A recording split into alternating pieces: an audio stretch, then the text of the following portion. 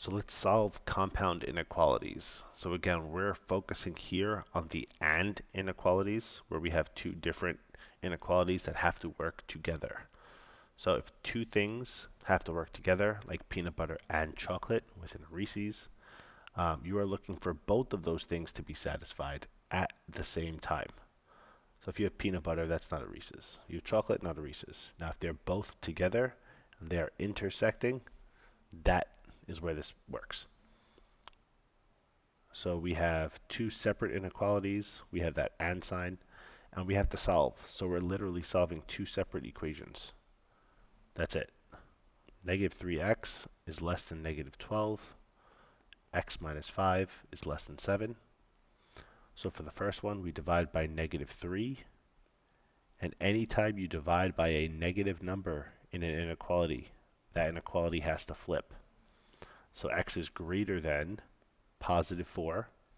There's one inequality. The other one, we're going to add 5. X is less than 12. There's the other one. So you need this and that. That's your answer. So if we graph it, so you guys get the visual, we have 4, we have 12, and I do have a video on graphing the inequalities. If x is greater than 4, we're talking from 4 going to the right. If x is less than 12, we're talking 12 to the left. And you can see, hopefully, your solution can be written separately like this, two different inequalities. Or you can write your solution as 4, 12, and the x value has to be in between those two values. So negative 4 has to be less than x because it's less than all of these intersecting values. And x has to be less than 12. So this comes from the graph. You cannot go from these two separate inequalities and jump to the answer, and that's because of the graphing. Sometimes there won't be a solution. So that's how you do that one. So some compound inequalities where they both have to be satisfied don't look like this. They look like this, kind of like how we just wrote our solution. So 5 is less than x minus 2, which is less than 14. You can think about this as two separate inequalities. This is why we just did it. So the first half, if you will, 5 is less than x minus 2. And the second half would be x minus 2 is less than 14.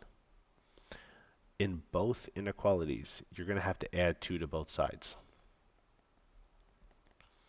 So when we're given this compound inequality as one large inequality, we can think of these symbols as two different equal signs. So when we add 12 to isolate the x, we have to do it to all 3 sides, which is evidence here. We're adding 2 to the 14, we're adding 2 to the 5, and we're going to add the 2 to the 2 in the middle, which is going to get rid of that. So 7 is less than x, which is less than 16. That would be your solution. So the x values in between 7 and 16, those values will work for that, not including 7 and not including 16. So we get a little more complicated, right? Why not? So now we have a compound inequality with a fraction. The way we solve equations and inequalities with fractions is we multiply by the LCD.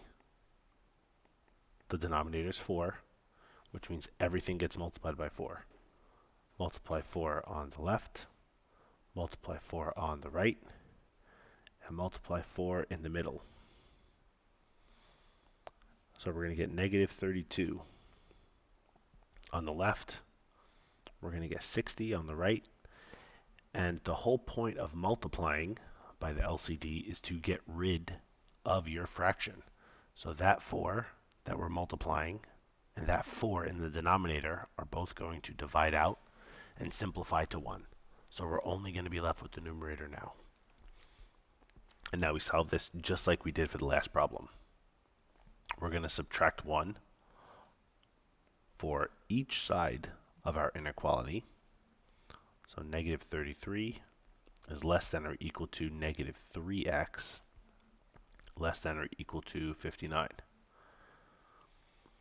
And now for solving for x, we need to divide by negative 3. So we're dividing by a negative number. This is a rule you need to know. When you divide, the inequalities are going to flip. So this is going to change to greater than or equal to. And this is also going to change to greater than or equal to. So we have 11 is greater than or equal to x, which is greater than or equal to negative 59 over 3. I don't like writing answers like this. This is not how you would see it on a standardized kind of test. So they're typically written with less than symbols. So if we just rearrange this order and write it backwards, negative 59 over 3 is less than or equal to x, which is less than or equal to 11. That would be your solution. Now this should make sense.